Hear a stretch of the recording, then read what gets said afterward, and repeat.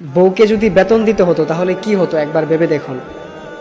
আপনার বউ আপনার জন্য রান্না করে 3 বেলা, সেজন্য ধরুন 5,000 টাকা। আপনার বউ আপনার সংসার গোছাচ্ছে, আপনার রুম পরিষ্কার করতেছে, সেজন্য ধরুন আরও 5,000 টাকা। আপনার বউ আপনার সন্তানকে পড়াশোনা করাচ্ছে, আপনার সন্তানদের লালন পালন করতেছে, তাদেরকে মাদ্রাসায় নিয়ে যাচ্ছে, আবার নিয়ে আসতেছে, সেজন্য ধরুন আরও 10,000 টাকা।